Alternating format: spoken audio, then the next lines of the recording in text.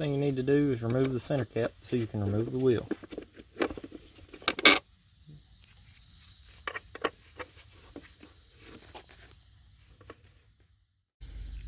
Next, you want to take your breaker bar, break all your lug nuts loose.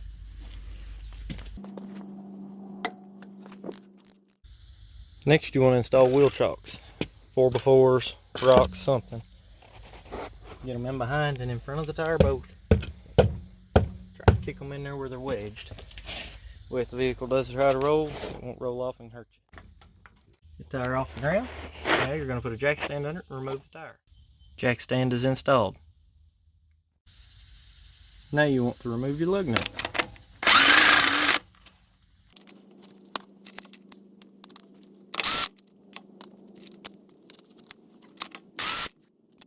Remove your wheel.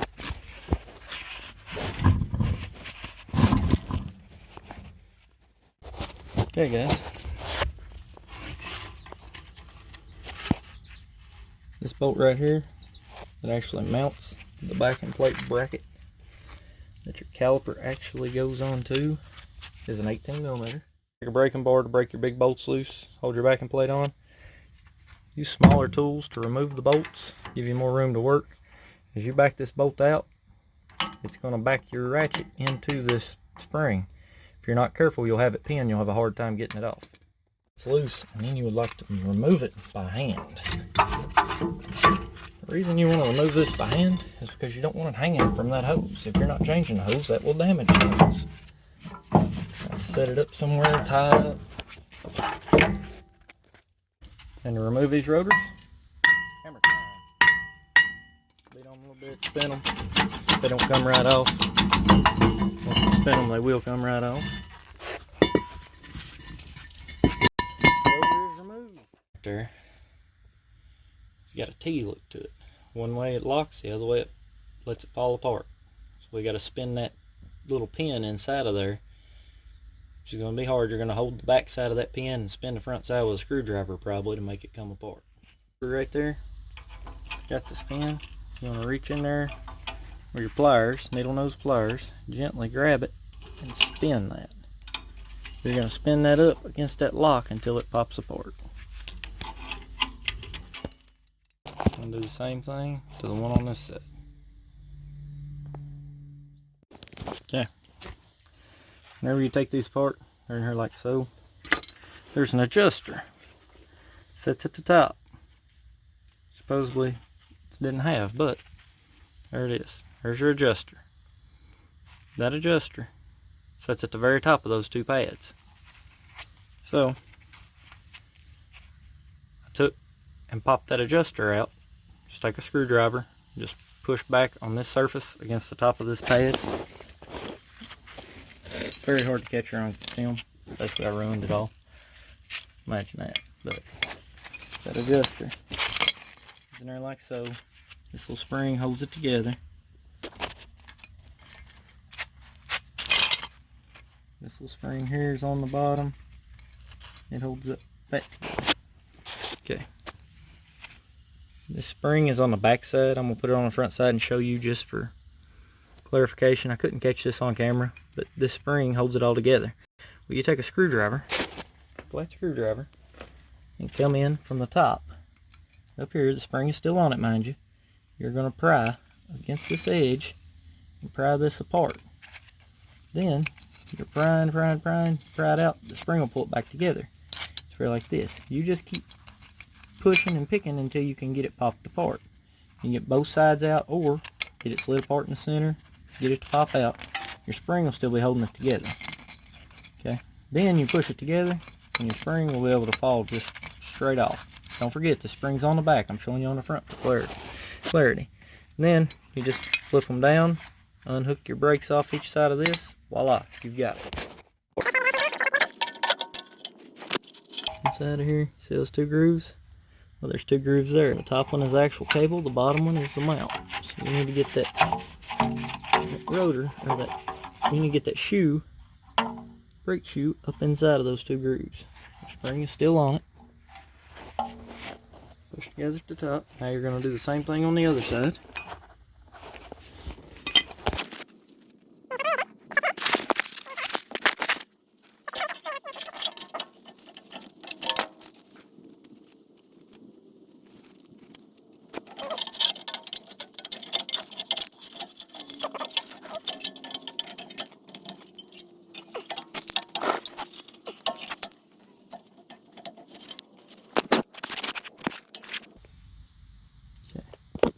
We'll get this side's pad and the bottom groove.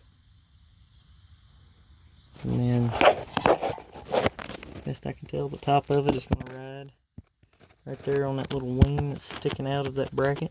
That's where the top half of the pad is going to end up. This is spring loaded, so be careful you don't want to get your fingers cut off or something. Now we're going to install our spring. There your spring's made. Spring actually sits in there like that. Two locking tabs will come towards you. There's a little groove in the back side toward the top that spring locks into.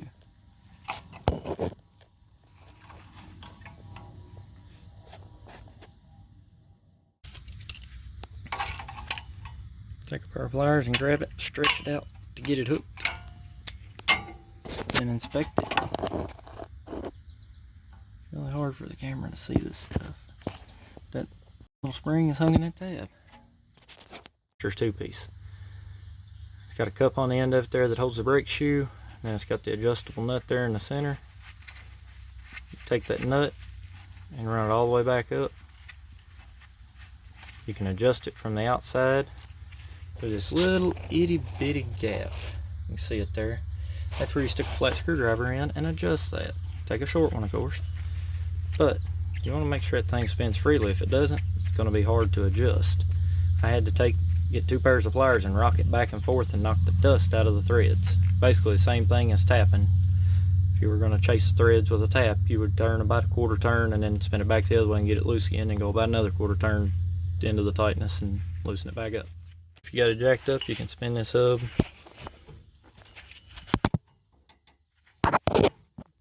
Kind of line it up to help you, make you have the most room.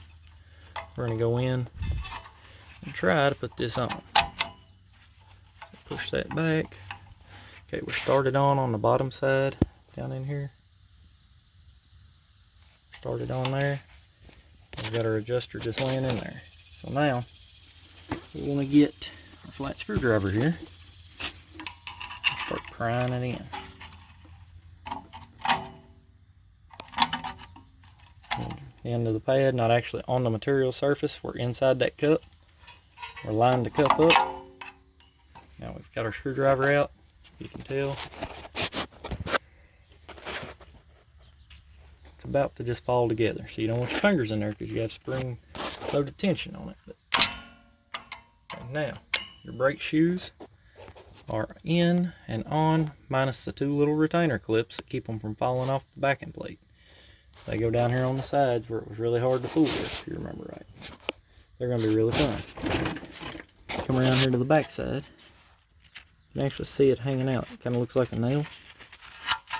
So I usually replace this stuff, but this Duramax, for some reason, isn't rusted out yet. Give it about 12 months, it probably will. But see how that's flat on that side? It looks like a flat screwdriver. What it is these locks are made the same way. Look at that lock, and when that goes inside of there, and then you turn it, it snaps in. Struggling putting those back on, so I went and got a little pick. This pick set where I can slide the lock up on it, feed it into where it needs to go. Then it should make it a lot easier. Alright guys, if you need a little extra room to work, I can put your wrench in there between your lug stud on the back and your front of your brake shoe. Just the flat part of the wrench.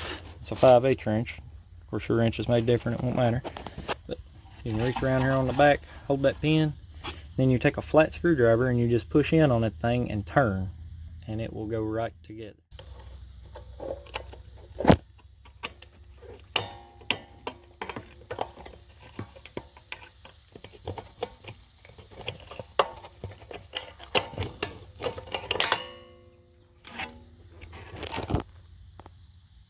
And there's your finished product.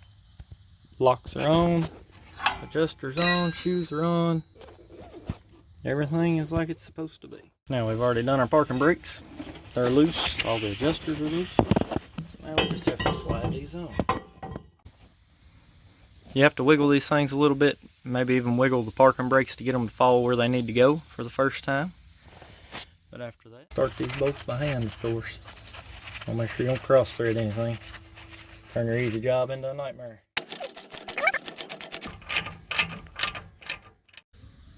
Then you need to reinstall your wheel. A couple of lug nuts in there.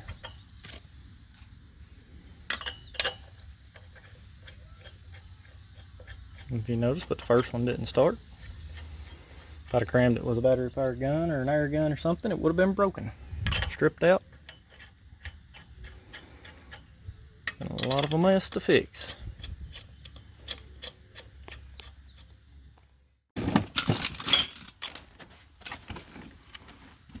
And gently run them up.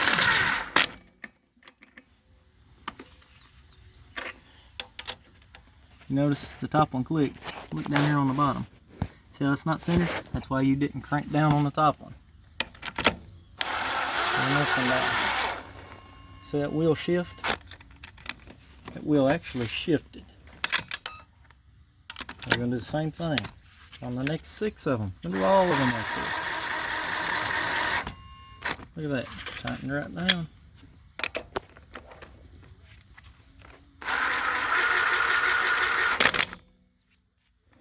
Now let's go back to the one we started with. Double check, make sure the wheel pulled up.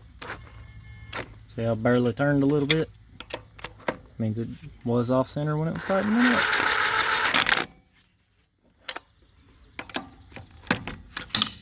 And there's a good scratch in my wheel. Scratched all pieces. That's how you scratch a wheel.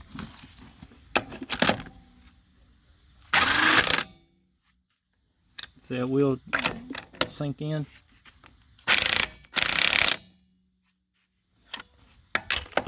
See that wheel sinking in there and pulling that rotor up on there too.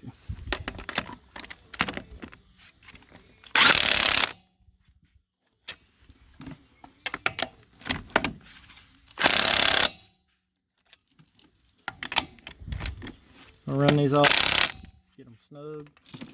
This gun's battery's about dead, so we're not going to be torquing them too much. But these slugs only go to like 120 pounds, 140 pounds. Not that that's necessarily loose, but power tools is not the way to do it. Down, check, make sure they're all tight with a bar. I'm going to do a cross pattern on them. You do the top one. We'll go straight across front, do the bottom. Then you want to do the left or the right. And do that one. And you want to do this one. And go back to the top in between there.